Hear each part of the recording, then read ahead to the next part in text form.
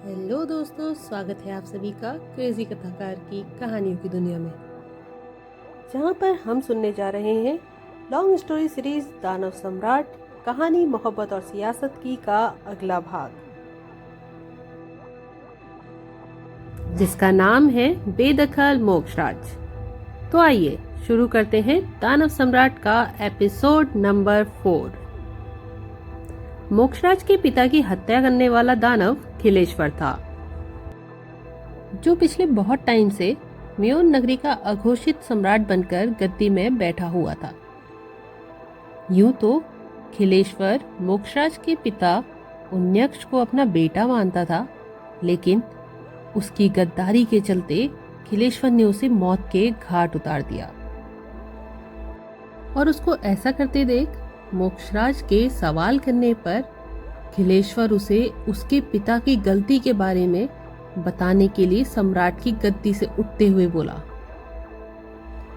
तेरे पिता उन्यक्ष ने अपनी पत्नी को एक रक्षा कवच दिया है, जिससे कोई भी नहीं जान सकता कि वो एक श्वेत नगरी की जादूगरनी है। और इस वक्त वो कहाँ है? यही कारण था कि 21 साल से कोई भी दानव उसके जिंदा होने के राज पर से पर्दा नहीं उठा पाया। खिलेश्वर की ये बात सुनकर मोक्षराज कुछ सोचते हुए समझने की कोशिश कर ही रहा था कि तभी अचानक से खिलेश्वर के इशारे पर उसे बंदी बना लिया गया और खिलेश्वर के पैरों पर बैठा दिया गया।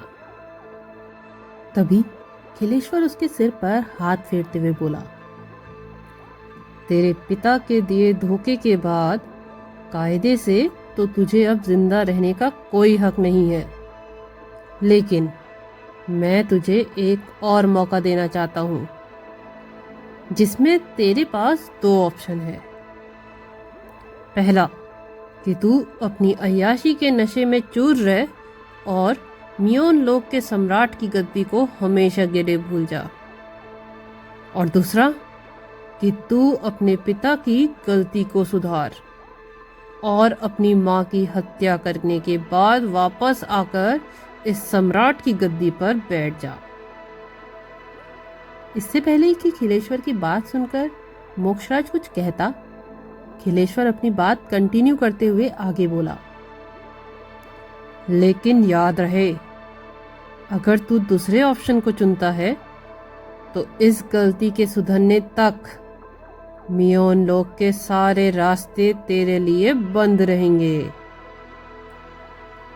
खिलेश्वर ने अपनी बात खत्म की और मोक्षराज की आंखों में गौर से देखने के बाद उसकी कोई भी बात सुने बिना ही तुरंत उसे म्योन नगरी से बाहर फेंकने का आदेश दे दिया। कुछ ही सेकंड में मोक्षराज म्योन नगरी के बाहर जमीन पर अकेला पड़ा हुआ था। इस थोड़े ही वक्त में मोक्षराज की पूरी दुनिया उजड़ चुकी थी।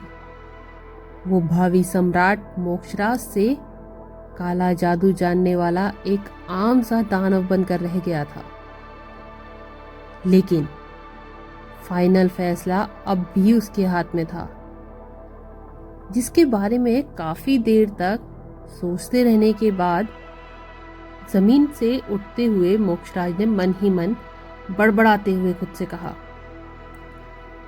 मुझे हर हाल में म्योन नगरी का सम्राट बनना है, चाहे फिर इसके लिए मुझे कुछ भी क्यों ना करना पड़े।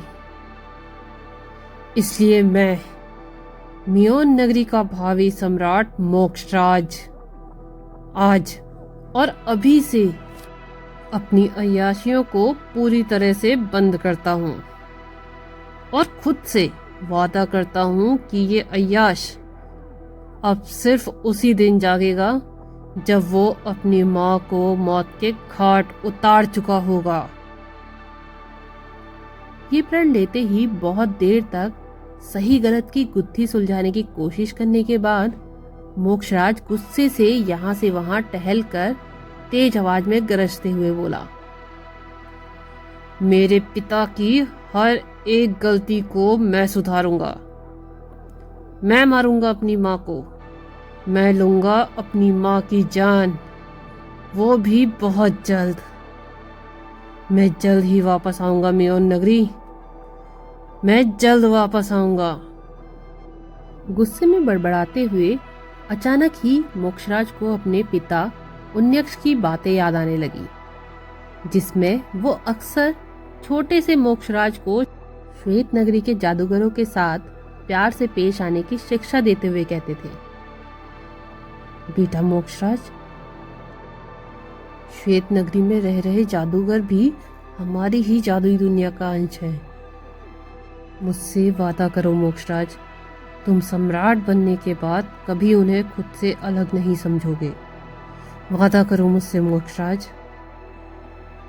अपने पिता की ये सब बातें याद करके मोक्षराज का खून खौल रहा था, लेकिन वो अब अच्छे से समझ पा रहा था कि आखिर क्यों उसके पिता उसे मियोन नगरी के सबसे बड़े दुश्मनों से अच्छा व्यवहार करना सिखा रहे थे, और क्यों खिलेश्वर ने उसके पिता को ऐसी मौत दी।